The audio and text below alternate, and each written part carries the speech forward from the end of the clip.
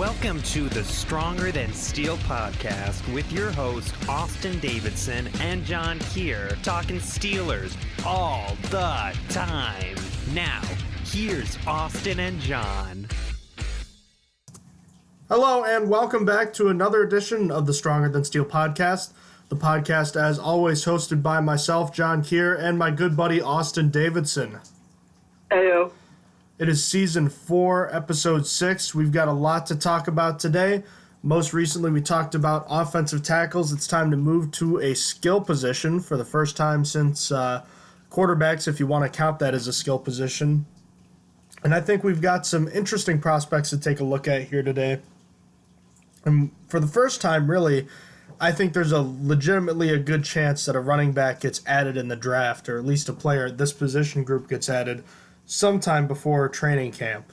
So I guess overall the big news with the Steelers in this position group is the fact that Le'Veon Bell has departed via free agency, and while he is a loss in the sense that he's a very talented player, maybe it's being overplayed a bit, Austin, in the fact that he is a quote-unquote loss, because although he comes off the roster and wasn't officially on the roster last year because he never signed the franchise tag, the Steelers still had his rights, and he was considered, a Steeler. But now he's gone, and people are acting as though him being gone is a detriment to this team, when in reality he didn't play at all last year.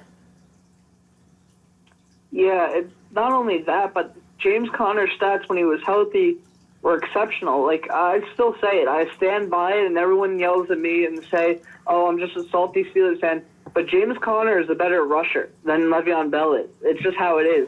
I mean, maybe if you take fumbling into account, he's not.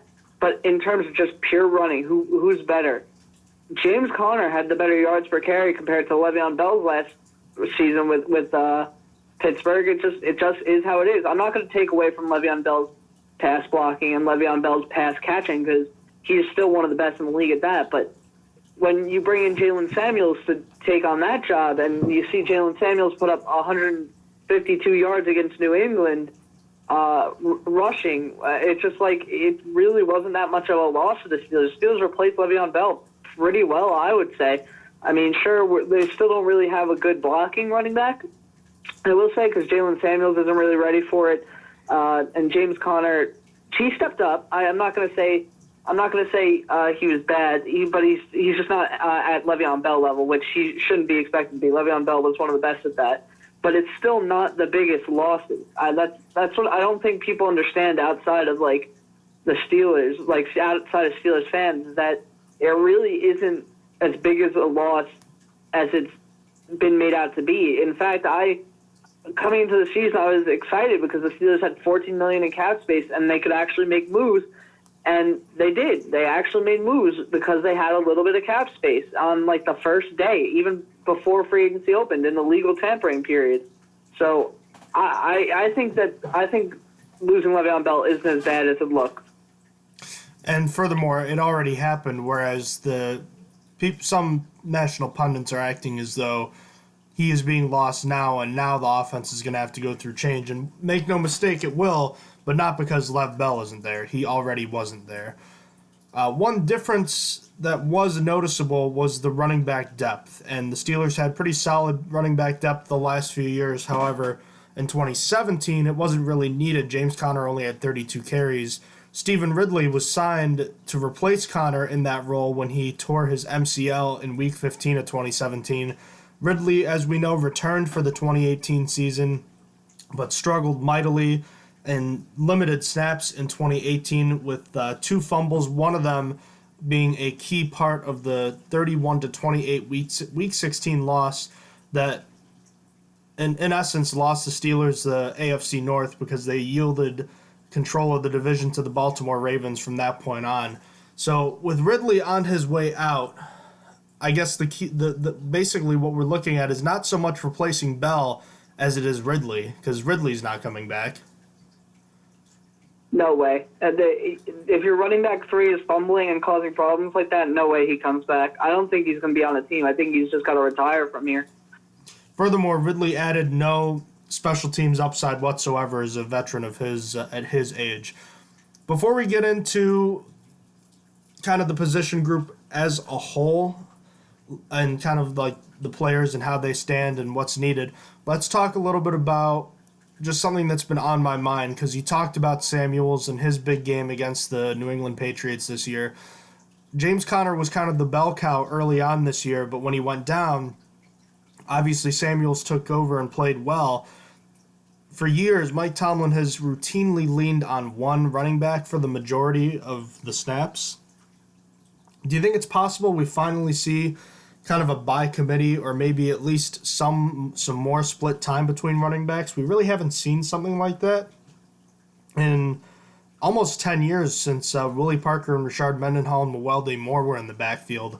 It's been a while. Mike Tomlin really just tends to stick with one dude, but do you think this could change with these two guys? I actually do, and it's funny that you were thinking about this. I was thinking about it too. I was thinking about it for a different reason. I was thinking about fantasy for next year, but I think they are going to split time, because while James Conner started as a strong pass catcher, I felt like as the year went on, his pass catching went way down. Like in the Jacksonville game, that's the play that sticks with me. I mean, obviously they went on to win that game, but when James Conner dropped what would have been a touchdown, I was so hurt for a second. I was very, very hurt. And I felt like his pass catching just got worse as the season progressed. He was still okay at it, but Jalen Samuels is still the better pass catcher in the backfield, in my mind right now.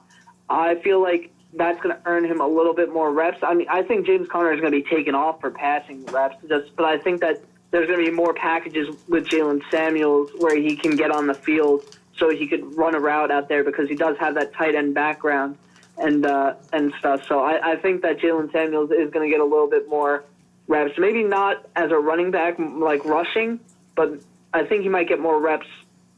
He might split reps, I'll put it that way, because I don't think he's going to get anywhere close to Conner's rushes. I think they are going to stick with James Conner as the predominant running back, so to quote it. But I think Jalen Samuels is still going to get like a good amount of snaps. Let's say you have 30 touches, so carries and catches, to divide between those two guys in a given game. What's your breakdown between the two? Who gets how many touches? I'm probably doing 20 and 10. I'm probably 20 for James Conner, 10 for Jalen Samuels. I think that Jalen Samuels did prove that he can be a pretty good rusher at times. He's not the best still. He's still got stuff to work on. But against New England, it was incredible. He did really well. It was just, I think he averaged 7.2 yards per carry in that game. So I feel like it's not just going to be like, all right, Jalen Samuels on the field, they're throwing.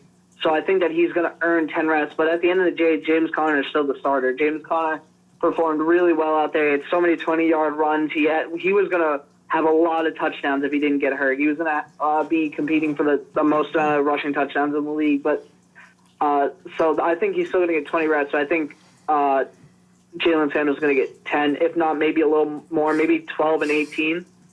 Okay. So it's funny that you mentioned Conner. I did kind of project his numbers based off of how he was doing. Had he continued at the pace he was going at as far as rushing touchdowns goes, if he had played all 16 games, he would have had the team record for rushing touchdowns in a season. That's incredible. Yeah, I knew he was heading for a lot. Like he finished with so many before he got injured.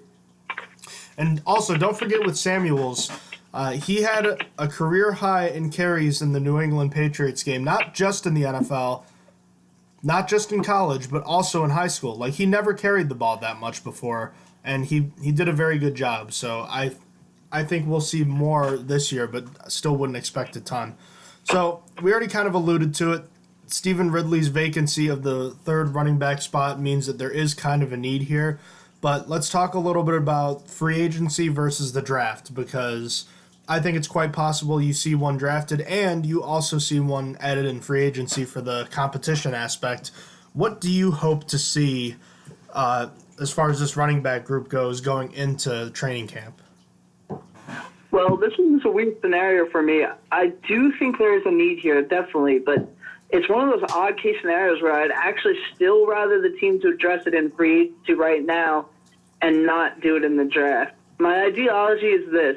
The Steelers have their starter in James Conner. He's young and had a great season last year apart from the injury. They also have a young, serviceable backup that has better hands and can play if necessary. We saw that when he had 142 yards rushing against the Patriots. I kept saying 152. I knew that there was something wrong about that. But now what I feel the Steelers don't have here is a veteran presence. Connor and Samuels are young, and Ridley is gone. There isn't a veteran running back in the room. I feel like the Steelers shouldn't use a draft pick on another running back, even though they could, and should still just get one of the veterans still available. They have the young guys. They just need a guy that can fill in as a running back 3 that's still serviceable. So I wouldn't take the risk on just drafting a young guy. I feel like whatever he provides isn't going to be – it just doesn't feel like it's worth a draft pick to me. But there's plenty of decent ones available, too, for a running back 3, like C.J. Anderson, Spencer Ware, Doug Martin, Marshawn Lynch, Bilal Powell, and Alfred Blue. And more recently, actually now my favorite, because when I wrote this originally, it didn't happen, but Chris Ivory. While guys like Anderson and Marshawn Lynch are off the table, in my opinion, I think that they're going to be too expensive or not going to want to go there. Marshawn literally only wanted to play in Oakland, and I don't think he's going to be a running back 3 as he was a running back 1, but they're out of the question. I would love to bring Alfred Blue, Bilal Powell, and specifically Chris Ivory. And Chris Ivory would be my number 1 right now for that running back 3 spot. So that's really it for me. What does the free agency draft need here, in your opinion? Well, I think there's definitely a need here. There's too much here for me to think that there's not someone that's going to be added here besides an undrafted free agent. I mean, you want to look between either a veteran, kind of like what we saw with Stephen Ridley, or the option is a mid to late round draft pick. I think the best option is a later round draft pick, but whoever you add, they need to add special teams value to you.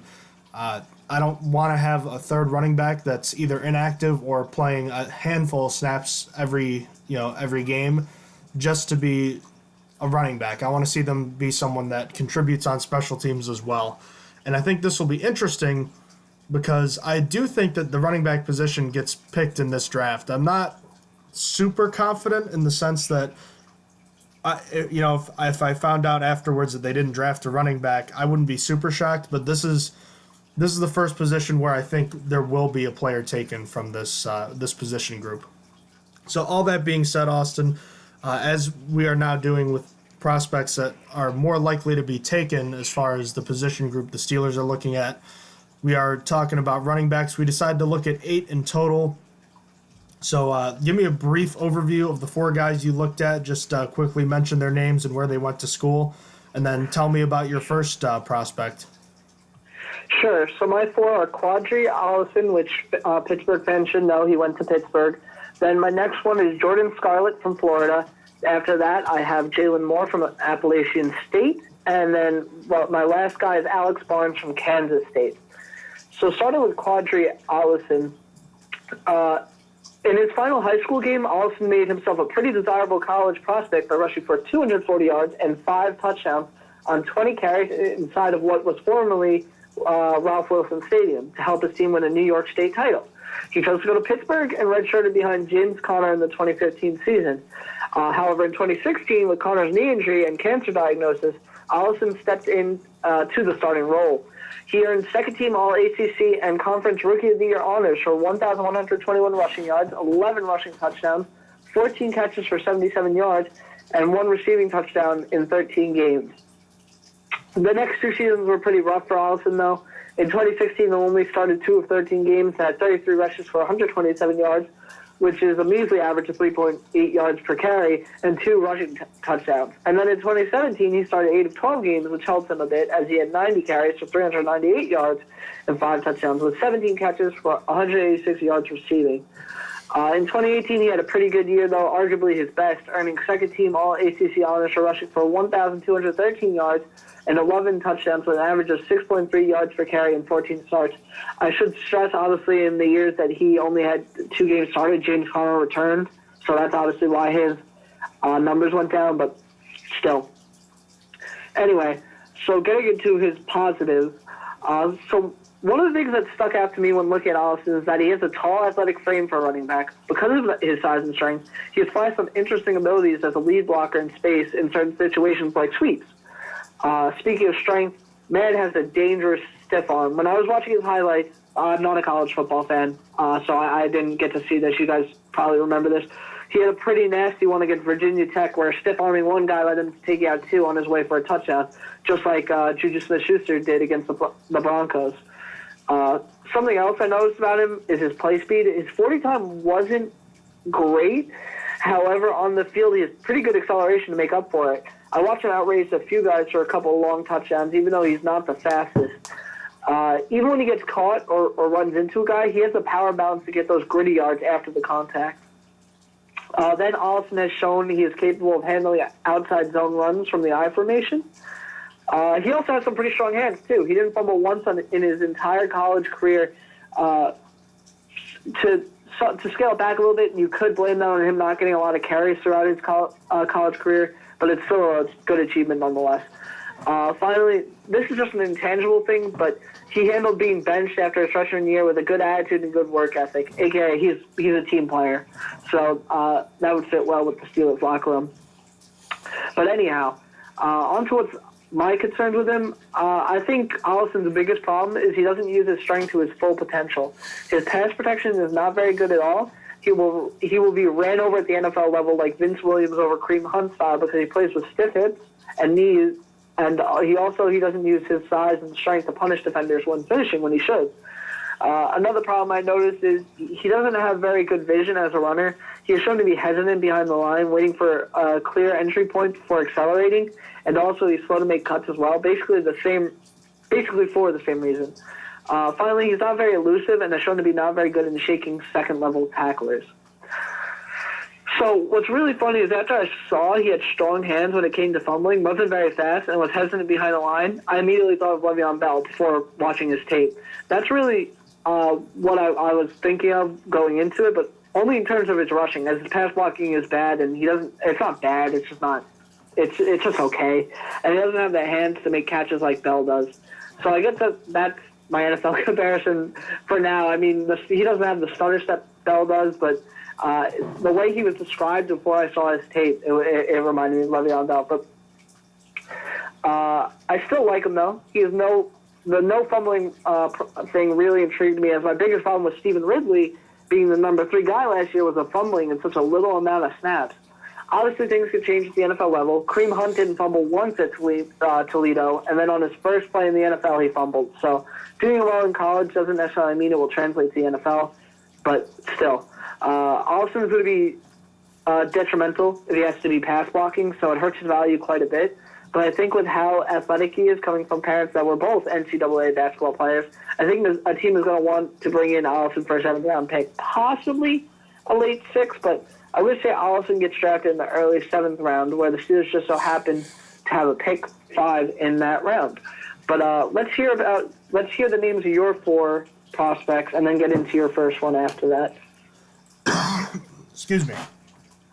I looked at 4 running backs as well. I looked at another Pitt running back, Darrin Hall, the other senior, the 1B to Qadree Ollison in Pittsburgh. I looked at Jonathan Love, also probably better known as Bryce Love from Stanford, L.J. Scott from Michigan State, and Rodney Anderson from Oklahoma. 3 of those 4 guys are bigger running backs, and Love is obviously the smaller guy. So starting with Darrin Hall. By the way, one quick overview with these 4 guys. This is probably the worst participation I've ever had for a position group as far as the NFL Combine. 2 of the players I looked at did not attend at all. From what I'm remembering, I'm just double checking here. No. Darrin Hall didn't go. Rodney Anderson only did the bench press. L.J. Scott did the most by doing everything besides the 40-yard dash. And Bryce Love only did the bench press as well. So I had very little participation in the combine for what I looked at. So there wasn't a lot to go off of from there. So I just looked at kind of the tape and just, the analysis from other people that I've seen. So if Ollison was kind of the 1A, I'd mentioned that Hall was kind of the 1B. So a quick background on Darrin Hall. He was a top 10 prospect in the state of Ohio in high school. He only played in 4 full games his senior year, but was still rated as a top 10 prospect. He had 2,814 yards and 31 touchdowns in high school. Played in 10 games in 2015, starting one game, and ran for 257 yards and 2 touchdowns, and had 103 yards on 12 carries against Miami that year. I was at that game, by the way. He played in 12 games in 2016, ran for 160 yards on 30 carries, and had a 20-yard run that set up the Panthers for a crucial score in a 42 to 39 victory over Penn State, and then started in 7 of 12 games in 2017, running for 628 yards and 9 touchdowns. He was then named to the All-ACC academic team, and then last year he was named third-team All-ACC, running for 1,144 yards and 10 touchdowns on 153 attempts, which was good enough for 7th best in the FBS at yards per carry with 7.48 yards. So what's good about Darrin Hall, his best attribute by far from what I saw and his most unique skill set involves his feet. And despite being a big back, Darrin Hall shows nimble and powerful feet that allow him to make good and decisive cuts on the ground. And unlike Qadree Ollison, Hall shows a good amount as a pass receiver. Now, granted, not that Ollison doesn't have good hands. He does, but Hall ran more routes lined up, split out wide, as opposed to Ollison. Ollison was a better option out of the backfield. Hall was more of a guy used on the outside, and he can run out of the backfield too. He does run a good route tree, and he even showed the ability to adjust on passes that had already been thrown, a trait not usually seen in bigger backs down the field.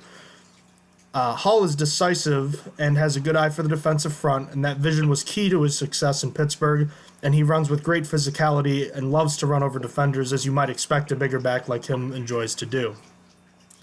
And although he is decisive, Hall displays good patience behind a solid offensive line at Pittsburgh, and coaches recognized his ability to be more or less patient given the situation. And, like a good power back, Hall has terrific balance due to a strong lower body and a good center of gravity, and a strong leg turn gives Hall the ability to fall forward on most of his rushing plays, even when he doesn't fully break a tackle. Similarly to Ollison, though, a negative for him is that his pass protection is just not where it needs to be. One good thing is that it's not due to lack of effort. He will stick his nose in there, but he just has poor technique. He doesn't read defenses well as a blocker, whether it's reading a twist or trying to identify where a blitzing linebacker or safety is coming from. And furthermore, he's just upright as a blocker, which means his power isn't fully utilized, and he'll continue to be belted by stronger players if he doesn't adjust. And similarly to his upright blocking problems, Hall's going to have problems running the ball at the NFL level because he runs too upright, especially in between the tackles. So he's more prone to taking bigger hits, and he's in vulnerable positions. And unlike Ollison, who didn't fumble, Hall did have fumbles, and he did have a bit of a fumbling problem because he wasn't protecting the ball as well as he should have. Tight hips keep Darrin Hall from being an elusive ball carrier, and when he does try to lose ball carriers with moves, he's not very successful. Darrin Hall was known for big plays in college, and while he was good in college at making big-time runs, you're not going to see that in the NFL for a few reasons. Number one, the athletes on NFL defenses are better than what Darrin Hall faced. Number two, Darrin Hall isn't going to break as many tackles as he did in college, meaning he's not going to get to the second and third levels often. Number three, this one's a big one. Hall doesn't really have breakaway speed. You wouldn't call it that anyways. He doesn't really have a gear beyond his high gear. He doesn't have, he doesn't have afterburners. So he's going to get caught from behind more often than not. And he does have a good burst, but, he just doesn't have the speed to turn a 20-yard run into a 60-yard run. So at the end of the day, Darrin Hall is a similar player to Qadree Ollison, but a little different. There are some limitations in Hall's game, namely his lack of breakaway speed and his struggles as a pass blocker.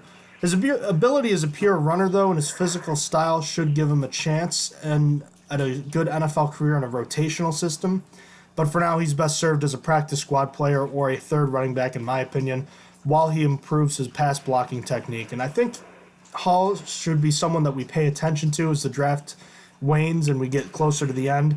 I would expect Qadree Ollison to be drafted and not Darrin Hall. I think Hall could be drafted, but I think it's more likely he goes undrafted, and assuming that happens, I'd expect him to end up in Pittsburgh, similarly to Qadree Henderson the kick returner / wide receiver we saw from Pittsburgh last season, who went undrafted and then immediately signed with Pittsburgh as a priority undrafted free agent. So that's kind of what I'm expecting to happen with Darrin Hall. So those were both of the Pittsburgh running backs who ran for over 1,000 yards each last season. Who is your second running back prospect, Austin? Just before I get there, I want to make one mention because it applied to both Pitt running backs. Out of the entire ACC, both Qadree, Ollison, and Darrin Hall had the highest, were tied. It's just funny that they both were tied for the best first down and touchdown percentage with 31% each. So they led the ACC in that, and I just wanted to mention that since it applied to both. So that was good. But my second prospect is Jordan Scarlett out of Florida. As I mentioned, he's 5'11" and 208 pounds. Scarlett came out of St. Thomas Aquinas High School. I think I said that wrong, but whatever, we'll move along. In Florida, as the Sun Sentinels Class 8A, 7A, 6A Offensive Player of the Year. If you don't know this high school, you probably should, as it's had a statistically high amount of NFL talent come from it, having an NFL leading 17 players in the NFL playing last season, such as Marcus Gilbert, which everyone should know, Geno Atkins, Joey Bosa, LaMarcus Joyner, and more. He decided to stay in the state of Florida and go to Florida University for college. His freshman year wasn't great. He played in 10 and started once, but he was suspended for the team's bowl game against Michigan for a misdemeanor arrest for marijuana possession. In 2016, he was Florida's leading back with 889 yards on 179 carries, 6 touchdowns, and 4 catches for 23 receiving yards. 2017 was a very bad year for him. He was found to be part of a credit card fraud scandal with some other teammates and got suspended for the entire 2017 season.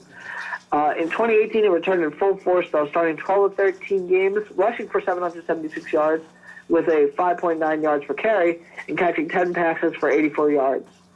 Scarlett looks to stay out of trouble as he enters this year's NFL draft. And let's start with what's good about him. What you can't deny about Scarlett is that he has good size and absolute ripped physique. The man's benched 30 reps at the combine, which is the second best among running backs, but he also has done a 465-pound bench press. The dude is just scary strong. He also has strong legs as well that allow him to keep driving through contact, overcome early tacklers, and lets him break tackles if the defender isn't squared up properly. Then while you might think he's more of a truck stick kind of runner by the way I described him, he actually is really elusive.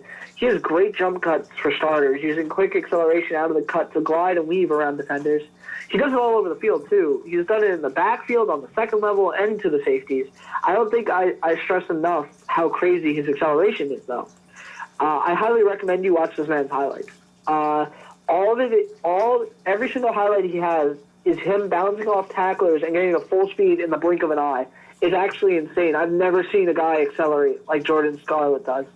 He actually ran the third fastest time of all running backs for the combine, too. So not only does he get to top speed fast, he absolutely flies when he gets there. It's pretty freaky to watch because he didn't just pick on scrub teams like Colorado State. I saw him pick on Tennessee, LSU, Georgia, Iowa, South Carolina, Michigan.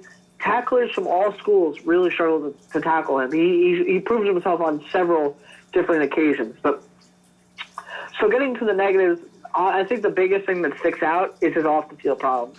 They're a big contributor to where his draft stock is currently. He has two different suspensions, I should say, from 2 different years, separated from a year apart. So character and availability are probably going to be Scarlett's biggest limiter here. He's going to need to sell in his interviews that he won't get into any other legal trouble, particularly the weed, as once he's in the NFL, I doubt he will be scamming people for money anymore. Once he gets to the NFL, you're getting paid. So, but weed will still get him suspended still. Now, in terms of his actual play, I think his biggest problem is his vision and decision-making. His ball carrier vision seems to be hit or miss at times, struggling to find a gap to go down and being indecisive on where to go, which causes him to be slow to hit the gas at times. The next biggest thing, though, is his catching skills. Man is literally detrimental in the passing game. He's absolutely useless out there, having poor technique, which has caused him to have an absolutely terrible drop rate through college at the NFL. Drop rate through college. So at the NFL level, he couldn't be used at all in passing situations other than as a blocker. So after that, I feel like he doesn't always use his abilities the right way. The man is fast and elusive, but he seems to cut back into traffic a lot rather than get to the edge where he could beat out people with his crazy speed and acceleration. It's mostly just a mental error, I guess. Finally, people worry about how long his durability will last, as he's taken plenty of punishing clean hits at the college level through the course of his career. And while he hasn't been hurt yet, people worry that he will eventually, which personally I think is living in your fears when you're worried about a guy that's never been injured getting injured. But I'm the messenger here. I read in multiple places that people are worried about him getting injured, even though I couldn't find an injury in his career. So apparently that's the thing that people worry about. So I'll pass that along, but I don't really count that against him because it's just living in fears. But anyway, as NXT Scout said, he's a wild card from a maturity standpoint, but he's built for the league and athletic for the league, so it's probably just a matter of where he ends up and how long he can stick around. And analysts have compared Scarlett to Christine Michael. Meanwhile, I agree with the Scout. His maturity is going to be in question throughout his career, but he has shown he can play in the league. With a more pass-happy league, though, Scarlett is hurt by the fact that he is literally detrimental in the passing game. So that, coupled with his maturity, is hurting his draft stock a lot.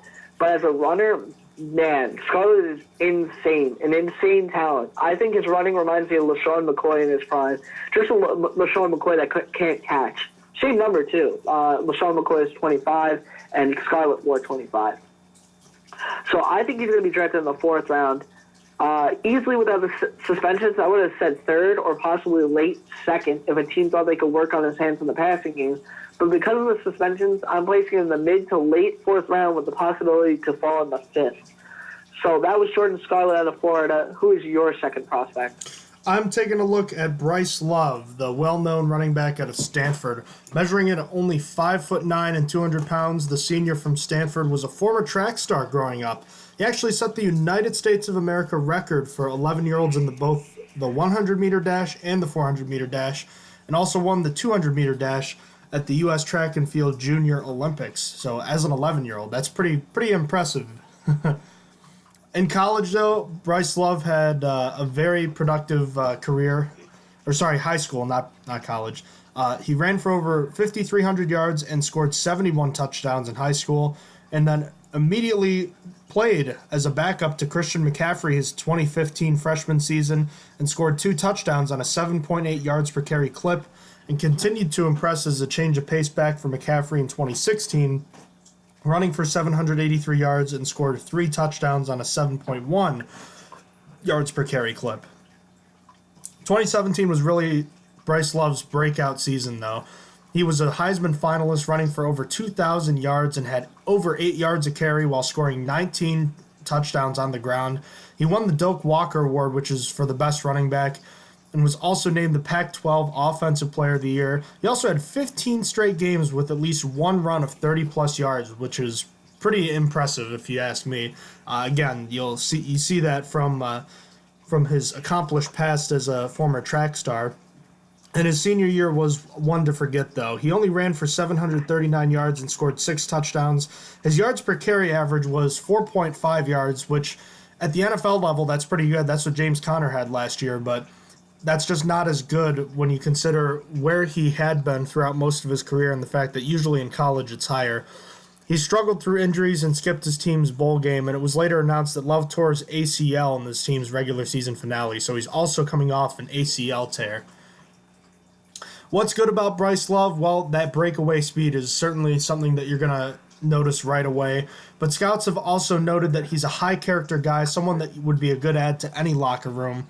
And as a true Stanford student, Bryce Love was known as a highly intelligent student and football player who picked up new information pretty quickly, and he's a team guy. He played through significant pain, particularly his senior year, and that's, again, he probably wasn't doing himself any favors, but he played because he wanted to help the team. As far as his actual play goes, Bryce Love has quick, controlled footsteps that keeps him ready to make decisions with the ball wherever he is on the field. He has an excellent burst, and he can get to the edge despite being chased by faster linebackers and sometimes defensive backs. He was fast enough to outrun them to the edge. and that burst turns into top-end speed that's going to be more than enough in the NFL. I mentioned that streak of 15-plus games with 30-yard or longer runs, and he can really he's the kind of guy that turns 10-yard runs into 80-yard runs, and his long-distance speed is really something that you don't see often at this level. Despite being undersized, Bryce Love doesn't let being hit during interior runs slow him down. He will run through contact and will bounce off it inside, and he knows how to use his small size to his advantage, much like Darrin Sproles did throughout his NFL career, squeezing through tight windows all over the line of scrimmage, giving him that extra yardage that he needs to help his team. And although he wasn't a big option out of the backfield, he could catch the ball when he was asked to. And Love stays squares to the line of scrimmage while making lateral moves, so that's a plus as well. On the other side, Bryce Love, as I mentioned, at 5'9", he's smaller in stature, and that's likely going to keep him from being a guy that has 25 carries every game. That's going to hurt his draft stock a bit, and his stutter step, he takes a stutter kind of way too much at the line of scrimmage. He doesn't really hit the hole as often as you'd want him to, and that kind of blunts his killer speed, which is his best asset. So he's not a great downfield runner. And they don't like that his running style, I'm talking about scouts, they don't like that his running style seems more frantic and overly exaggerated as well, as opposed to being, fluid and smooth. And Love doesn't really anticipate well. He's not very patient as he should be sometimes. He didn't take advantage of zone running plays, and he doesn't recognize backside opportunities when they presented themselves. As a smaller back, he predictably struggled in pass protection too. And he doesn't trust his blockers in gap scheme running plays, similarly to struggles that he recognized in zone blocking schemes. So really, he doesn't read his blocks as well as he should have. So Bryce Love was an accomplished running back at Stanford, but the 2018 season was one where you just throw out the tape and try to move on from that. But the injury, the ACL tear, is something that's really gonna worry teams and keep them away from him. That plus his poor blocking and his struggles to be explosive this year are probably going to make teams hesitate. I feel like he'd have been a day 2 pick otherwise, but I feel like he's probably going to get pushed down maybe to an early day 3 pick. But he does have that killer speed, and if he can return back from that ACL tear, he could be a solid 1A or 1B runner with another bigger back. He's smart, he's got a strong desire, and he's a good locker room guy. I know his stock is getting pushed down a bit. I kind of bagged on him a bit, but I think Bryce Love would be a good addition to any NFL team that needs a speedy running back. I think he could be a day 2 pick, but I think most likely he's a 4th-round running back. I think the size will scare some teams away, as will the ACL tear. That you usually see guys get pushed way down the draft board because of those knee injuries. So that was all about Bryce Love, the running back from Stanford. Tell me a little bit about Jalen Moore. Jalen Moore is from Appalachian State. He is 5'10" and 212 pounds, and he came out of high school as the regional offensive player of the year at running back. He decided to stick around in his home state of North Carolina and go to Appalachian State. As a redshirt freshman, Moore was named to the Sun Belt Conference All-Freshman squad for 731 yards rushing, a 7.4 yards per carry average, and 5 rushing touchdowns. In 2016, he was named the SBC Offensive Player of the Year for 1,450 rushing yards, a 5.9 yards per carry, and 10 rushing touchdowns in 7 starts through 13 games. Moore was first-team All-Conference his junior year, leading the conference with 1,037 yards rushing, a 5.7 yards per carry, 12 touchdowns, and then 12 catches for 163 yards and a touchdown. Even though he missed 2 games with an injury, he was also named the Dollar General Bowl MVP for 125 rushing yards and 3 touchdowns. His senior season was unfortunately cut short due to a fracture and dislocation of his right ankle. I'm sorry, I can't speak. Still, he started in 4 of 5 games and scored 6 touchdowns, ran for 400 yards, averaged 6.3 yards per carry, while also catching 6 passes for 40 yards. Wow, I'm really struggling. He declared for the draft, but due to the nature of his injury, was only allowed to do the bench press at his combine, as he is not fully healthy yet. So what's good about him, while he didn't get to test at the combine, he was expected to test really well in the 40 and have one of the best verticals and broad jumps in the entire combine, as he is a workout machine. You can see in his physique, the dude is pretty well sculpted with muscle.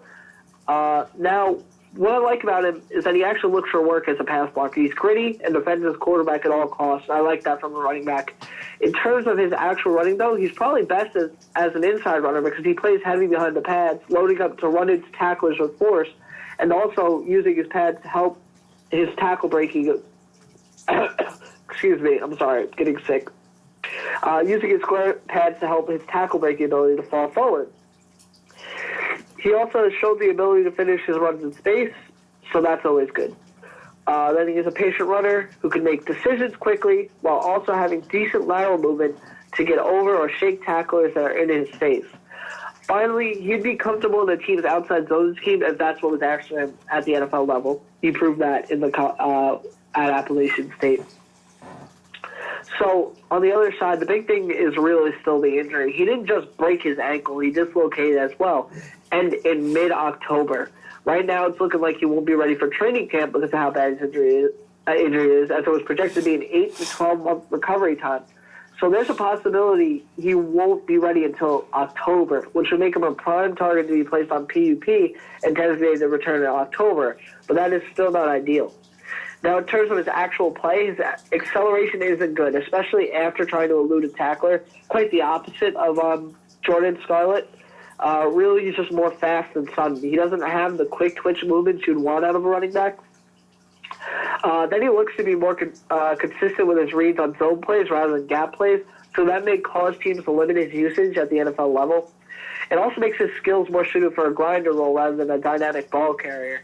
The last and probably biggest thing is that he isn't much help as a pass catcher. His route running is at a very low level, and he has a very small college production as a pass catcher.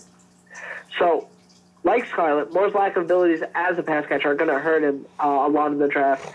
The NFL is more pass-happy, and teams are more often looking for the Phillip Lindsays, the Le'Veon Bells, the Todd Gurley's, the Kareem Hunts, the guys that can really do it all. Still, though, Moore's a good pass blocker, and his speed and production as a rusher when he wasn't injured were pretty solid. That's the thing, though. How much are teams going to bet on a guy that won't contribute immediately?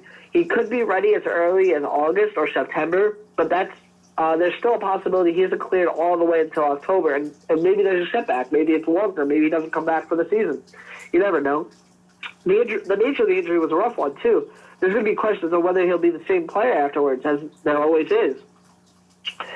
Analysts have compared him to Malcolm Brown. I disagree, but I don't have a good comparison for him, if I'm being honest, so I'll leave it at that. In terms of draft position, some sites have him going early as a third round, but I personally am not about it at all. I think Moore will be an early to mid-fifth round pick with a possibility to go in the fourth round, but I am definitely not sold on him being a third-round pick with that kind of injury. That's way too rough for me.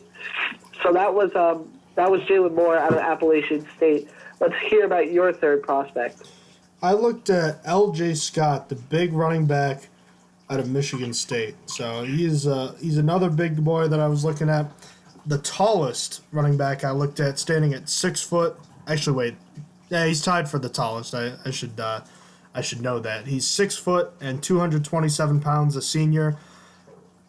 A former top 100 prospect and a top 10 running back coming out of high school. He was a finalist for Ohio's Mr. Football Award and led Michigan State in rushing in all 3 of his collegiate seasons. As a freshman in 2015, I should clarify, in all 3 of the seasons where he was healthy.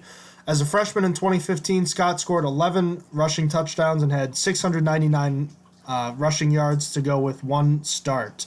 So he contributed a lot despite being a role player. And he had the big game-winning touchdown against Iowa in the Big Ten championship game. I remember that. It was a great effort play as well. He was an honorable mention All-Big Ten in 2016, rushing for 994 yards and 6 touchdowns at a 5.4 yards per carry clip, and received the same honors in 2017, running for 898 yards and 8 touchdowns. Last year, similarly to Bryce Love, injuries really limited Scott, as he only ran for 264 yards and didn't score any touchdowns. Just a measly 3.3 yards per carry last season as well. And he originally planned on redshirting so he could return in 2019, but figured it was just better to go on to the draft anyhow. So a big running back. He's got a big and sturdy frame, Scott does. He's built well and has good strength to go with that frame, and he pairs that good size with a good north-to-south running style that you'd expect from a guy as big as he is. And he's decisive, but similarly to Bryce Love, he shows good patience when needed. And Darrin Hall, and he shows good patience and completes his run with a good burst through the hole. LJ Scott will stay the course on running plays rather than trying to bounce it outside when there isn't anything there. That's such an annoyance when you have big power backs trying to cut it outside if the first option inside is shut down. Stick with the play, and Scott does that. He has an uncanny ability to make cuts off of his linemen's blocks at the right times, and he makes his cuts effortlessly. He has quick feet similarly to Darrin Hall, though not as good. That's always a plus, especially on a bigger back like himself. And he has a well-developed and advanced jump cut for, again, a big running back. You don't see that as often. And he uses it to elude would-be tacklers, especially in the backfield. In most of his collegiate career, Scott faced 8-man boxes due to poor quarterback play and didn't have great run-blocking offensive lines as well. So although his production wasn't great, it's important to recognize that he was facing a lot of strong defenses, and he didn't have a lot of help on his end as well. An underrated pass-catching option, Scott showed the potential to be a reliable check-down option for his quarterbacks as well. A bizarre weakness for LJ Scott is that he's not a great short yardage back. He didn't really show a lot as a short yardage runner, or at least he could show that he could be a better short yardage runner, particularly at the end of his collegiate career. But his biggest problem is ball security. He fumbled far too often at Michigan State and doesn't carry the ball closely to his chest as you would hope a running back does. He's also not a consistent pass blocker and had physical struggles against good interior pass rushers, but also had mental lapses that got his quarterbacks in a lot of trouble. Scott did score 25 rushing touchdowns over his collegiate career, but he didn't have a single one over his last 340 carries, including all of his carries as a senior. Part of this, again, is due to a conservative running style that, for whatever reason, changes at the goal line, where he doesn't use his power enough. He gets too cute trying to finesse his way past defensive players. Scott, as a bigger back, lacks explosiveness to have longer runs, similarly to Darrin Hall, and that's not always a deal breaker, but he needs to be more elusive in the open field. He's easier to bring down in the open field because he doesn't really have an arsenal of moves to unleash. A step slow in the acceleration department, Scott was brought down for losses on plays where nimbler backs would have been able to get away from the first defender, and he was caught by flowing defensive backs and linebackers far too often on running plays. So at the end of the day, LJ Scott's kind of the opposite of Bryce Love from a player-type standpoint, but they're similar in the sense that they were both accomplished runners before they each had injury-riddled and forgettable 2018 seasons. Scott doesn't project as the flashy running back that Bryce Love does, but if he can recover from this ankle injury, I think he has the potential to be a volume type of running back, a guy that can kind of plow ahead, and if he can improve his running style near the goal line, I think he's going to be an important part of an offense. He should get drafted, but the fact that he hasn't scored in almost 350 carries is concerning. I wouldn't expect him to be picked until day 3, and I'd be shocked if he goes before the 5th round. He's a good match with a team that needs a big power back, and he could be a role player in year 1, as a matter of fact, but there's not enough upside right now for him to go earlier than that in my mind. So that was LJ Scott, the Michigan State Spartan. Tell me about Alex Barnes, your 4th and final prospect. Well, he's from Kansas State. He's 6 foot and 226 pounds. He was born in budget Pittsburgh, meaning he was born in Pittsburgh minus the H, Kansas. He was considered a top 10 prospect in Kansas coming out of high school, having ran for 2,361 yards and 38 touchdowns. He decided to stay in Kansas and go to Kansas State, where he made an immediate impact as a redshirt freshman. He played in 11 games, rushing for 442 yards, 7.6 yards per carry, and 7 rushing touchdowns. In his sophomore season, he rushed for 819 yards with a 5.6 yards per carry, 7 rushing touchdowns, and added 5 catches for 29 yards and a touchdown as well through his 13 starts. 2018, he improved even more, earning himself second-team All-Big 12 accolades for rushing for 1,355 yards, 5.3 yards per carry, 12 touchdowns, and also caught 20 passes for 194 yards. After his best year, he chose to forego his senior season and declare for the draft as a junior. So to start off, Barnes has above average size for an NFL running back, as well as a tapered waist and proportional frame. So that's always a plus. The dude is really athletic as well. He tested pretty well at the combine, having the most reps of any running back on the bench press, the third highest vertical running back, fifth longest broad jump, second best three-cone drill, and the best 20-yard shuttle. Going back for a second, though, Alex Barnes actually still has the highest bench press when you bring in quarterbacks, wide receivers, tight ends, edge, linebackers, defensive backs, safeties, and special teams players. The only players who have more reps than him were one offensive lineman and a few defensive linemen. Still, he tied for fourth in the entire combine in that category, so that's impressive. Now, into his actual play, Barnes is another guy that's been known to be a great pass blocker in his college career, showing he is more than willing to pick up a blitz and also shown to be an option as a lead blocker for designed quarterback runs. Then, out of the four running backs I looked at, Barnes is really the only decent pass catcher. Regardless, he's the best one in that regard out of the ones I looked at. He's proven to be not just a leak-out passing option. He can actually run routes pretty well and also is shown to be pretty elusive after the catch. Now for his running, he's got decent ball carrier vision to find lanes opening along the line. Then he uses his strength and drive power to finish runs and force defenders to have he forces defenders. I'm sorry. To force defenders to have to wrap him up. I'm sorry, I lost my train of thought. As he's unaffected by defenders throwing out punishing lead shoulders. So, going to the opposite side of things, I won't lie, I was a little disappointed with his 40 time. In all the other combine tests, he excelled, but he ran a 4.59 40 time, which was like the 8th worst among running backs. And he chose not to run again in his pro day. And that's I was fine with his 40 time until I saw that. So he felt like this was one of the best times he could get to. He felt like he couldn't improve that much more. So that concerned me a lot.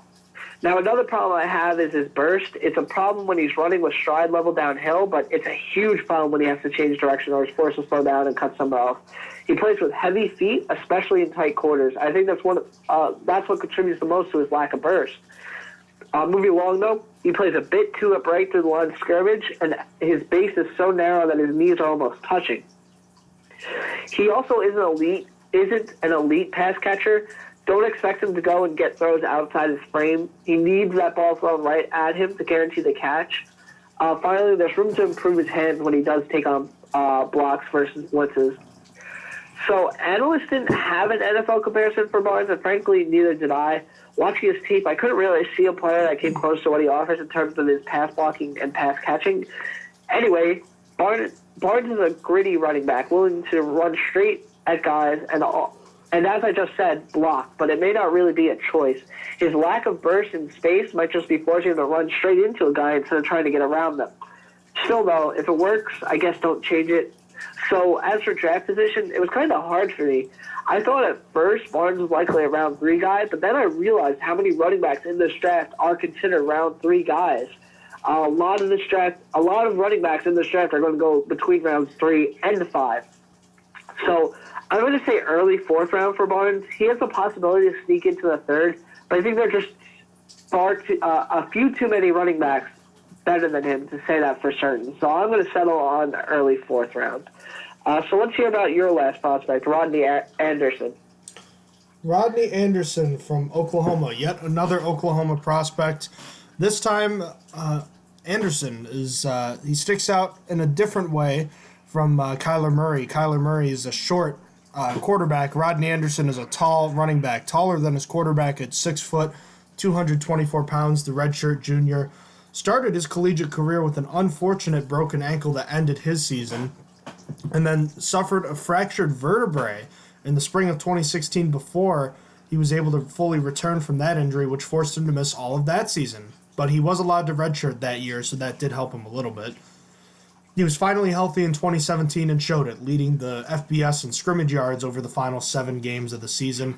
Ran for 1,161 yards and 13 touchdowns and caught 17 passes for 281 yards and scored 5 touchdowns through the air, was second team All Big 12 in 2017.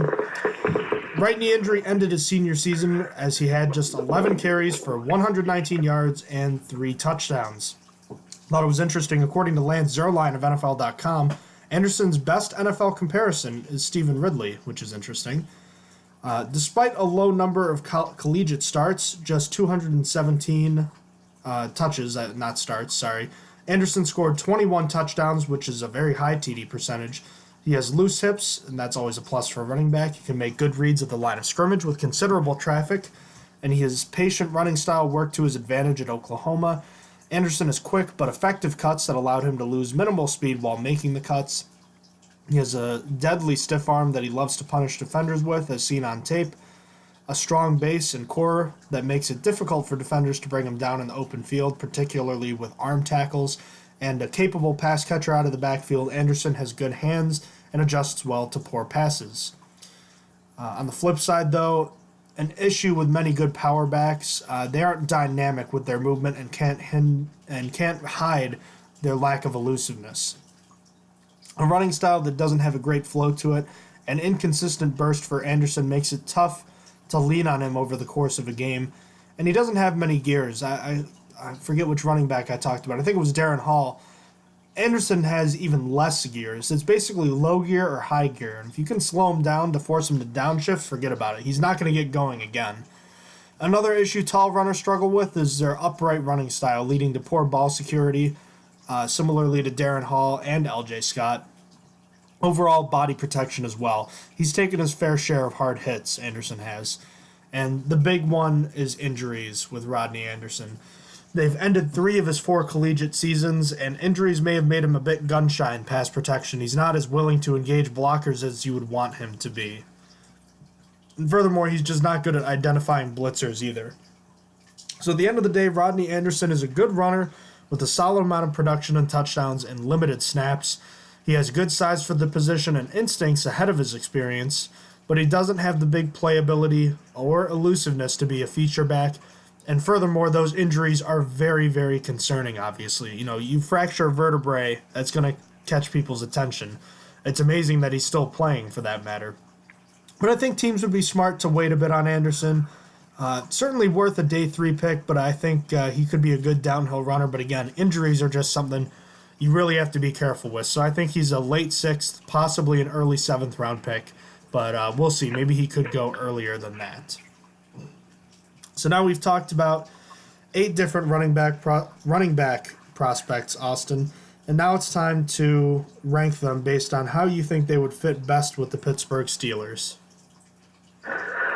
So to preface this was rough for me. The only prospect I was in love with doesn't fit well with the Steelers. The rest of my prospects didn't really do it for me. So coming at number 1, Qadree Ollison is my number 1.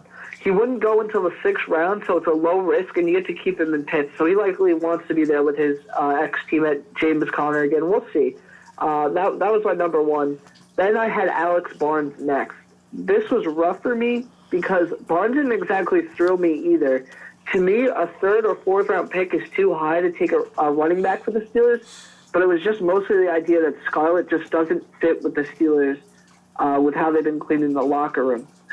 So you may think Moore would be next since I just bashed Scarlett, but Jordan Scarlett is next. I have a good reason. Scarlett was the guy I was in love with. His tape was exciting. The way he just zoomed past people intrigued me. I saw him do it against tough opponents. And he could possibly be a 5th round pick. But his character issues just don't fit well with the Steelers, as I said before. So he falls here, but not to last.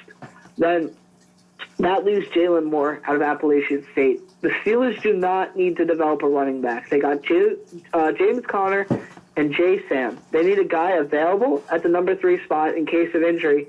And the fact that Jalen Moore would likely start the year on PUP is not ideal. I also don't like the fact that scouts think he'll go as early as the 3rd round. I didn't see anything that scouts saw in the tape. I was a little baffled and confused that teams thought he was going to be going in the 3rd round, and the scouts are convinced that. I would stay away from Jalen Moore if I'm the Steelers. So how do you rank your prospects? I'm just going to start from the bottom in this case. I have Bryce Love last, and it's for 2 reasons. One, he has injury history, and that could hamper his home run potential, and he's also supposed to be picked earlier than the Steelers want to take a running back. And I like him, but I just don't think he makes sense. Furthermore, he's a smaller back. The Steelers tend to like their backs bigger. The last 3 running backs the Steelers have taken in the draft since 2007, which was Mike Tomlin's debut, they've taken 3 of the smaller running backs in the draft, and that's shorter than 5'10" and 200 pounds or less. They are a 7th round pick in Baron Batch in 2011. There was also 2012 6th or 7th round pick Chris Rainey, and 2013 3rd round pick Qadree Archer. Those guys combined for less than 300 career NFL yards. So, yeah, no, I don't think a smaller back is the way to go here. And then going back to the top, between the 3 big backs, I chose L.J. Scott first. I think he fits the mold of what the typical Steelers big back is. He's got good patience and good ability as a pass catcher. He's a bruising runner, and I think he's got good potential. Second, I have Darrin Hall, and similarly to Scott, Hall is a good power back that can catch the ball. I do think Scott is a better option. However, I think acquiring Hall will be easier because I think he'll be an undrafted free agent. So I think at the end of the day, Hall is more likely to end up in Pittsburgh. And then last, I have Rodney Anderson. And I didn't hate his running style or the way he played. But look, the injury history with him just really sets him apart in a bad way from these other 2 running backs. I can't ignore losing 3 seasons to injury. I mean, that reminds me of Senquez Golson, a guy that had potential like any other draft pick, but just could not get through any practices, really, in training camp, let alone getting to the preseason. So I'm not saying that any team that picks Anderson, you were talking about living in your fears, Austin. There's a reason to live in your fears with Rodney Anderson. That's a little bit different. So that would concern me if the Steelers ended up picking him, even though I think he'll be a later pick. So now that we've ranked all of our prospects, let's talk about how you think the running back room will look in 2019. Who's going to be starting? Who's going to be the backup? How many players are they going to keep at that position? They keep 4. And by the way, don't forget about the fullback Roosevelt Nix. I'm sure he'll be in there as well. Yeah, so the starter is going to be James Conner, with obviously the starting fullback going to be Roosevelt Nix. No one's going to challenge Nix for that spot. Then the backup, the first off, is going to be Jason. I think that he proved himself to be a reliable backup in the 1 year he got. So I'm pretty happy with him being the backup. And third, I have a rookie. It's not what I would want, but it's what I think is going to happen. I really would prefer to just bring in Alfred Blue and call it a day. But I think the Steelers are going to draft a rookie at this point. So that's what I think. How about you? I am in complete agreement with you as far as how you think it'll work out. And I'm hoping the Steelers make a late-round selection or take a UDFA like Darrin Hall. Again, whoever they pick or end up taking for that position, I want them to be able to play special teams and play it well. Let's transition into NFL news, Austin. Now there's not a whole lot going on until the NFL draft right now. Once we get past the NFL draft, as you know, that's pretty much the dead time of year. But for now, there's not a ton going on besides league meetings. But a couple of interesting notes. The NFL owners voted last Tuesday to approve a rule proposal that allows for offensive and defensive pass interference calls to be reviewed, including non-calls. And they also kind of made blindside blocks illegal, which was kind of a quiet thing they did. So start with the blindside blocks, your quick thoughts on that, and then we'll get into the big rule change. I mean, I guess it makes sense. People have called blindside blocks dirty for like the past couple of years, and so that was bound to happen. I don't really have much else to say on that. I mean, we saw Juju Smith-Schuster get suspended for that when it technically wasn't illegal yet. So, I mean, it is what it is. But as for the other one, I like that change. I think that it makes it more in a team's control and not in the ref's hands. I'm sure that next year there's still something to complain about, because there is. At the end of the day, I think you're going to go into it, so I'm going to stay out of it for now. But there's going to be another problem. But this is a start. It's a start. It was a compromise on trying to get the NFL to be a little bit more perfect and less in the hands of the refs. I like it. It's not. And people have this misconception that it's going to add significant time to an NFL game. At most, I think it's going to add like 3 minutes, because of in the final 2 minutes of every half, it goes to New York. The booth gets to look at it and choose whether to review it. So yeah, it's going to extend it like in a few games, maybe by like 3 or 4 minutes, maybe 5 at most. But the teams still have the same amount of challenges, 2 or 3 if they get one of the challenges right. So I don't think that I like it in that sense. It's not even adding an extra like challenge flag for the penalties. It's just keeping it the same, keeps it simple. And I think that Pittsburgh was pissed. They used the Pittsburgh Saints game to argue this. The win probability changed so high. I think it was 14% after that PI call. And then obviously we have the big one that spurred this whole movement was the NFC title game where it was easily seen that Nicole Roby-Coleman tackled, I think it was Michael Thomas. It might have been another wide receiver, but tackled Michael Thomas before the ball was even close to him. So that's the big reason why they changed it. And I'm personally about it. I want the game to be more perfect and out of the Rams, out of the refs' hands. So what did you think of the rule changes?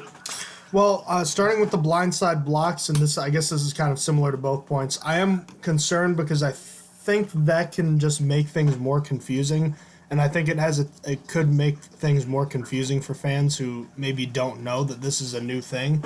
But whatever. I don't hate the rule change. I also don't hate the rule change about reviewing pass interference. Now, let me just go on record in saying I want things to be correct. I want them to get it right. I'm also not someone that believes that it will be adding a ton of time. The people who are worried about that think that the NFL is going to be reviewing every pass interference potential play. And remember, there's also a distinction to be made between illegal contact, defensive holding, and pass interference. So that's one gray area where I think it's important that the officials are made aware that that's not something that should be challengeable or can be challengeable. Make it clear whether or not that is or isn't pass interference before a challenge is made or a booth review is commenced. But where was I? I was talking about yes. I don't know. I want them to get it right, and I don't think it's going to add a lot of time because I don't think they'll be reviewing everything inside of 2 minutes. I'm not super worried about that, and I was a little upset with this early on, but I do kind of understand why they had to start where they started because, as you said, it was a compromise. My frustration is just this is reviewable, but nothing else is. So like I said, illegal contact, defensive holding. What about false start like we saw in the Steelers-Chargers game that gave the Chargers a touchdown? What about a block in the back review that also gave the Chargers a touchdown in that game? Those two plays could have given the Steelers a win. Those games could go very differently. So I don't hate what they're doing here. I think there are ways that they can improve on this, but I can understand why they had to make this foray. You have to start somewhere, right, Austin? Yeah, exactly. You had to start somewhere, and this was like the only way that all owners could agree for right now to change it. So they had to start somewhere. I think the problems with it are being overblown. I think, or at least hope, the NFL will handle it correctly in the sense that they won't be reviewing every plays, because I like to think on some level they know what's best for their business, and I think they already know that having constant reviews won't help them. Let's jump into the next bit of news. There's been a couple of retirements. We'll start first with All-Pro punter Shane Lechler calling it a career. This happened just a few hours ago. One of the greatest punters of the past couple decades, 42-year-old, announced his retirement. Lechler, formerly of the Houston Texans and the Oakland Raiders. Is there anyone else I'm thinking of here? I think those are the only two teams he played for. Yes, indeed. He played for the Raiders from 2000 to 2012 and then played with the Texans from 2013 to 2017. One of the best to ever do it, as far as I'm concerned. Yeah, he might be a Hall of Fame punter like Ray Guy at one point. We'll see. Finished with a career average of 47.6 yards per punt, and this includes his final season with 92 punts. He still averaged 49 yards per punt. My goodness, could you imagine that? Yeah, he's retiring and he's going out on his own terms. He could still probably play, even though he's older. He certainly was. He's still at the top of his game. And then another player who sadly probably was not at the top of his game after the past couple seasons is Jordy Nelson. But Nelson had a terrific career with the Green Bay Packers and finished up with the Oakland Raiders. A hero for the Packers in Super Bowl 45. Nelson really came into his own after that Super Bowl championship, never going over 500 or 600 receiving yards until after Super Bowl 45, and then had 4,000-yard seasons, including 3 seasons with 13 or more touchdowns. One of Aaron Rodgers' favorite targets over the course of his NFL career. Jordy Nelson retires with 613 grabs, 8,587 yards, and 72 touchdowns, including a league high of 14 in 2016. Yeah, he was such a good player in his prime. He was so good. He's one of the top wide receivers in the league. Just it's a shame that the ending wasn't as good. It was really rough with the Raiders. So there was a crime in Chicago, I heard, Austin. You want to tell us a little bit about that? Yeah, so there's a reported robbery in Chicago. The only thing the suspects left behind are a cheesesteak, a broken bell, and a conditional 6th-round pick. So, for real, the Philadelphia Eagles have acquired running back Jordan Howard for a conditional 2026-round pick. And while the conditions are unknown at this time, we know it can become a 5th-round pick if the conditions are met. So what do you think of this trade? Well, I'm a little confused from the Chicago Bears standpoint because that means one of two things to me. One, they really like Tariq Cohen enough for him to be the feature back, which I don't think is true. One of 3 things. Number 2 is their backup behind those 2 guys is the real deal. Or 3, they're going to be getting a running back in the draft. And I am confused on all of those levels because I don't know what you could have seen from the backup behind those guys. I don't even know who it would be to see enough to trade away Jordan Howard. The first one, I don't think Tariq Cohen is much more than a complimentary receiving back, a possible 3rd down back. And then number 3, why would you draft a running back when you already have one? I don't know. This whole trade was so weird to me, and I feel like the Eagles are one of the best teams in the league for trades. Like, they do it so well. They just do so well with this kind of stuff. And the backup is Mike Davis, by the way. I don't know if you know that. Behind Mike Davis is Taquan Mizzle, who I knew Mike Davis. I don't know who Taquan Mizzle is. But anyway, I'm not going to lie to you. This is one of the best trades of the season so far. I almost wish the Steelers made this trade, but it makes a lot more sense for the Eagles, and here's why. He's cheap. Number 1, he's cheap. He's set to make only $2.025 million this season. Number 2, he has a lot of upside. He had a down year, but his first 2 seasons he had 24 rush. I think I meant to say 2,400 rushing yards. I wrote down 24. So I think it was 2,400 rushing yards. I think it's 2,450 was the number, and 16 rushing touchdowns. 3, it doesn't matter how he performs at the end of the day. The Eagles will never have lost in this trade because of how little they gave up. If Jordan Howard performs great, awesome. They have the chance to extend him before the season ends. Or if not, he leaves and gets factored into the comp picks, and they will for Philly next year, which would likely net them higher than a 6th-round pick. So they get their investment back and more. If he does poorly, you move on because it's such a low risk anyway. Great trade for the Eagles. I think out of the situations that you presented, I think they believe in Tariq Cohen the best. I think that's like the number 1 thing because they don't even have a 1st-round pick this year. They can't even take like Josh Jacobs in the 1st round or someone like that. They're going to have to go to the 2nd round where like maybe like a Devin Singletary is going to be or I don't even really know the 2nd-round running backs that well at least. So it's just I don't know. I think Tariq Cohen is who they're placing their trust in, which is interesting. I felt like Tariq Cohen was a good compliment. I didn't feel like he was a 3-down back. So there's that. All right, and then one more bit of news to get into, Austin. The AAF has had a couple of interesting turbulent days here, as on March 27th, there were, according to, what's his name, Tom Dundon, the Carolina Hurricanes owner, it seemed as though it was true, at least from a certain point, that the majority owner of the Alliance of American Football was sounding an alarm that the league could be finished after this year.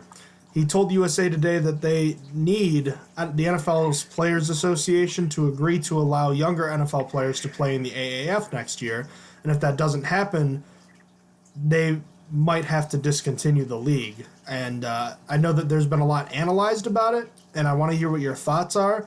And while, yes, it's definitely very concerning, I'm not as worried as I was when I first saw the headline. I feel a little bit better because I think it's just kind of a scare tactic to try to get NFL players, but I think they'll be okay. I agree. I think they're going to be okay at the end of the day because they're still making sales in at least the public relations department. We know this because they've been sold out about a lot of stuff. John just went through this where he wanted to buy a banner so bad, and it took him so long to get here because they didn't have enough stock. They didn't expect to get as much orders.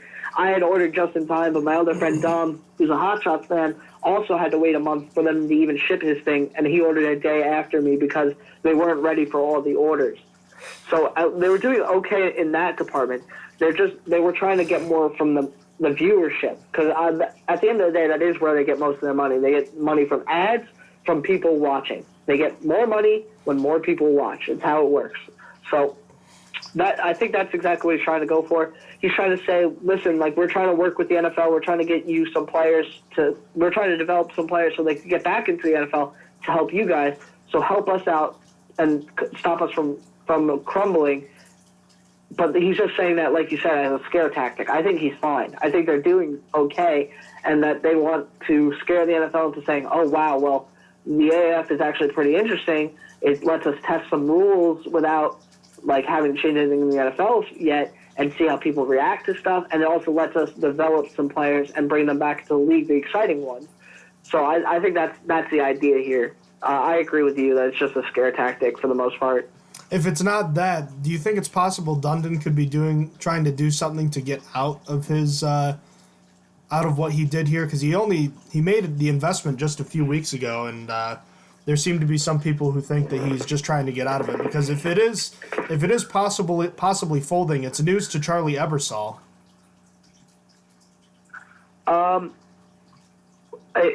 Wait, I'm sorry, what? Do you think it's possible he could be trying to get out of this deal?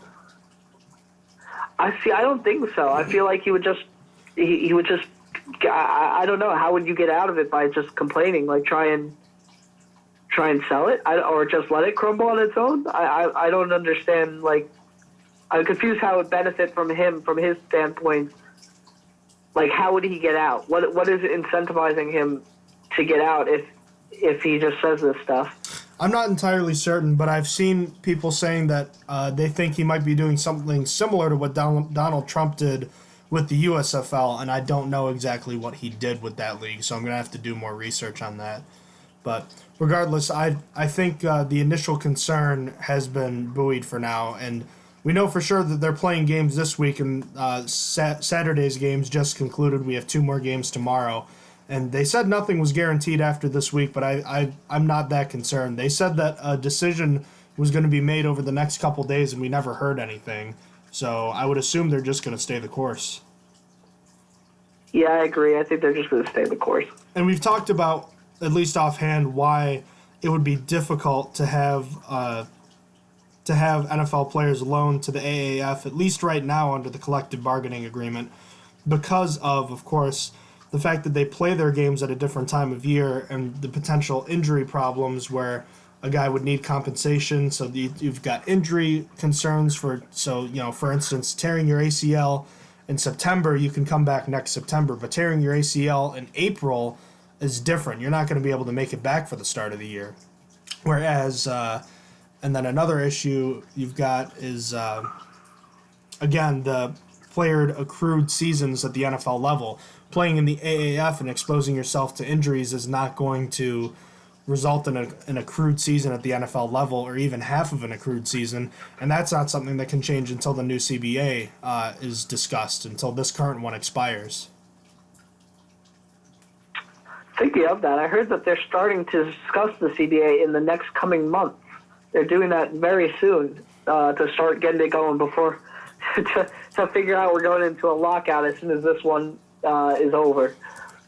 Yeah, we're definitely going into a CBA. When does it expire?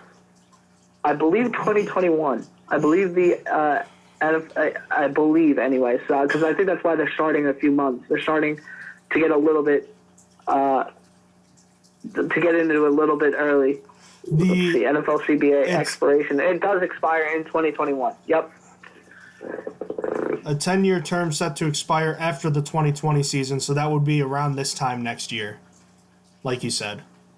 So, okay. Yes, sir. So the AAF basically, I feel like they could have something worked in, but they need to last until then. So they basically need to make it another year. Yep, that's basically what has to happen. All right. I think that'll wrap things up for our show. We can get into defensive linemen in our next podcast, but I think we've covered just about everything we need to right now. Yeah, just two quick things I want to hit off. We don't have to talk about it. I just want to make a mention of it. Another NFC East team just gave up a 2026 round pick. This time it was the Cowboys traded for Robert Quinn from the Dolphins. Robert Quinn agreed to change his contract as part of the deal, and I just want to say the Dolphins are doing a pretty good job of stockpiling for the future. And then the last thing, I didn't talk about it, but Jordan Gallon, a draft hopeful from my college of Stony Brook, had his pro day about 5 minutes from my house and absolutely smashed it. He ran a 4.43 40-yard dash at 239.9 pounds. He also benched 225 pounds 30 times. That would have been the second fastest 40 time at the combine of all running backs and the second highest amount of reps on the bench press. He may have just got himself on other teams' radars, so just watch out for him. He's a draft hopeful and could be the first player drafted from my school ever. There was Will Tye, who played in the NFL as tight end for the Giants. And then Victor Ochi was expected to be drafted in the 6th or 7th round, and he went undrafted to Baltimore. And I think he went to the Jets afterwards, but he didn't make a career like Will Tye did. But, yeah, so Jordan Gallon, because he performed so similar to because his goal was to perform like Saquon, where Saquon had a 4.4 40-yard dash and 29 reps. So he was really close on the 40 time, and then he beat him in the bench press. Obviously, this is a player that's going to be an undrafted free agent or a 7th-round pick, so nowhere near Saquon. He just wanted to perform like him in the combine, and he did. So just watch out for him. I'm sure it definitely caught some scouts' eyes, to be certain.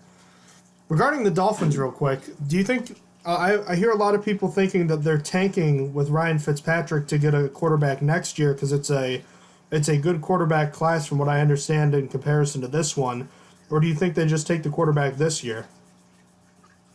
I think they should tank. I think they're prepared. I think that they're doing really well for stockpiling for the future.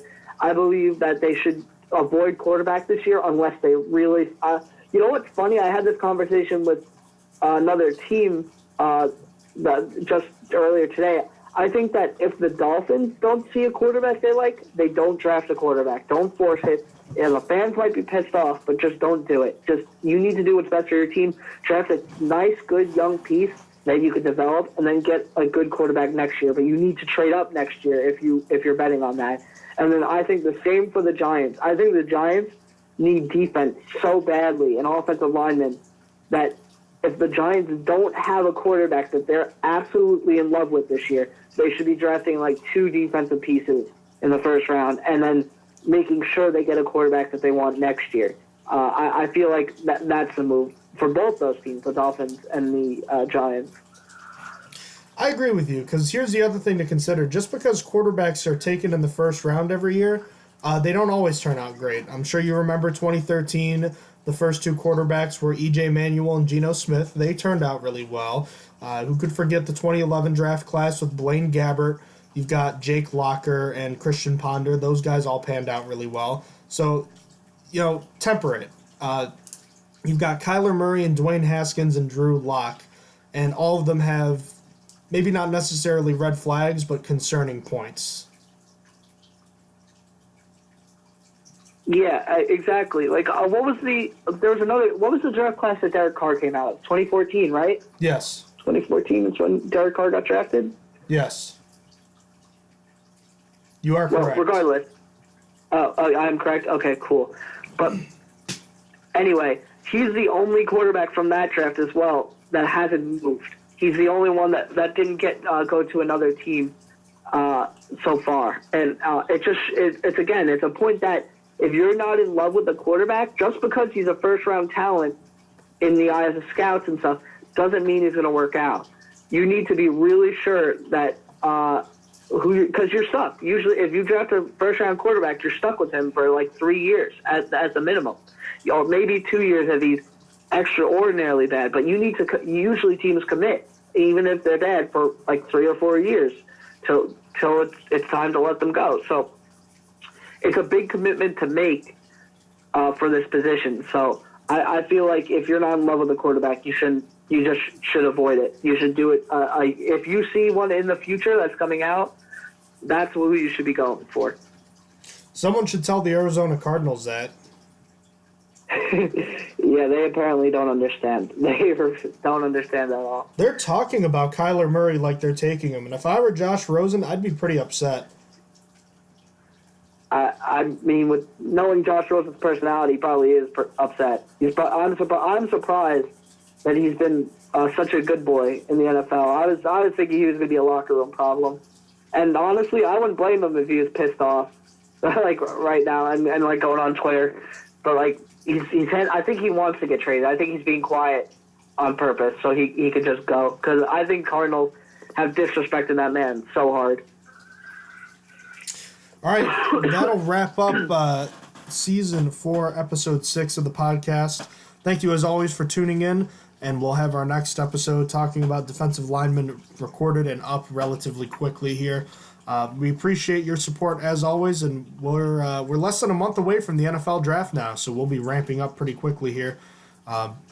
As I just mentioned, defensive line was next. And then after that, we've got safeties, tight ends, cornerbacks, receivers, edge defenders, and inside linebackers remaining. So we'll be halfway done here pretty shortly here. So thank you as always, and feel free to visit our website strongerthansteelnfl.blogspot.com and email us at strongerthansteelpodcast@gmail.com. Austin, thank you for joining me again tonight, and you have a terrific night. Have a good night. You have been listening to Stronger Than Steel podcast. Thank you for joining us today, and don't forget to check out our website listed in the description below.